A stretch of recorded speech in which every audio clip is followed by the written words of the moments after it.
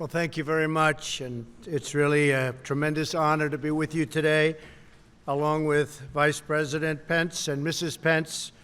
We're deeply honored again to host members of Congress and your families right here at the annual White House Congressional Picnic, something that's been taking place for a long time, and we've never had a better-looking crowd, I must say.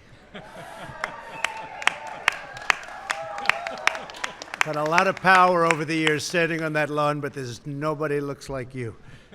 But I'm a little prejudiced, that's okay. We love you all. For more than 2 years, I've had the privilege to develop very close friendships with many of you and valued partnerships that so many of you have, I think most of you have liked. We've had a tremendous relationship. We've done tremendous work together, passed so many things, and helped so many people. It's a great feeling, and I think you have a great feeling, too. We've done a lot of work together, and thank you very much. Really appreciate it. The fact is, there are too many friends here to recognize all of you, but I want to thank each and every one for your service in the great halls of our democracy and for joining us in a celebration this afternoon and this evening. Stay as long as you like. Have a good time. White House is a beautiful place at night. It's something you just enjoy yourselves with your families. I also want to take this opportunity to thank all of the congressional spouses, you know what I mean, for the service. You have done some job. I must say this, without you, it doesn't happen. And they would never happen. So congratulations. Thank you all very much. And this evening, we're blessed to be gathered as a truly exciting time in America and American history. So many things are happening, and so many great things are happening for our country. Working together over the past 2 years, we've made extraordinary progress, expanding the blessings of America to all of our citizens. Since the election, we've created nearly 6 million jobs. Nobody would have said that's possible. If we went back 2.5 and 3 years during campaigning, if I ever used the expression 6 million jobs, they would have said, can't happen, but it did. And it's soon going to be far more than that, by the way. Based on all of the companies that are pouring into our country, they all want to be where the action is. Unemployment has reached the lowest level in over 50 years. African American, Asian American, and Hispanic American unemployment have all reached the lowest rates in the history of our country. Who would have thought that? And you made it possible. We passed tax cuts in the Jobs Act, the largest package of tax cuts and reforms in American history. We doubled and you know this, I think everybody out there knows this and you benefited. We doubled the child tax credit and the standard deduction. Does anybody care about that? I think so. I think so. The average family of four earning $75,000 has received a tax cut of more than $2,000 each year. And to ensure that no American community is left behind, we passed opportunity zones. We worked with Senator Tim Scott. He was terrific, and we did a real job. We did a real job. We brought reform to our criminal justice system with the First Step Act, and people said that wasn't going to happen. They've been trying to pass it for a long time. You know, the problems that we've had with criminal justice and criminal justice reform, we got it passed. And we're now helping former prisoners to rejoin their families and restart their lives. There's never been a time like this. People in prison have had a hard time coming out and oftentimes would have to go back in. They couldn't get jobs. They couldn't get employment, and now because our economy is perhaps the greatest economy we've ever had in the history of our country, they come out, they're getting jobs, and I want to tell you, we get the reports, employers are thrilled. They said we should have done this a long time ago. So that's been a great, great thing. Thank you very much for helping on that. And very importantly, working with the First Lady and our great Vice President, we passed historic legislation to combat the opioid and drug addiction crisis. We're working very, very hard on that. Opioid, we're down 17% from last year. Who would have thought that? 17%, big number. And to give critically ill patients access to breakthrough cures, we passed Right to Try. You don't want to have to use it, but if you do, people were going all over the world looking for help. They were ill. They were terminally ill. They were very, very sick. And we have the greatest doctors in the world, the greatest labs in the world, and they were forced because we couldn't give them potential cures that were looking good but weren't finished with the approval process. And now they have Right to Try. They are able to use our medicines early, in many cases far earlier than the approval process would allow. And we have had unbelievable success, and we're very proud of Right to Try. Thank you. You got it passed. You got it passed.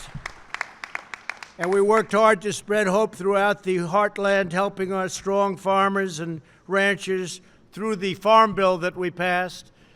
And as a few people know, as you know, we passed $16 billion worth of help for our farmers who have been hurt by the situation in China. People don't realize what we did, but we do, and the farmers do. $16 billion, because that was the amount that they got hurt by from the fight we're having, or skirmish, let's call it, and winning with China. And we took care of our farmers.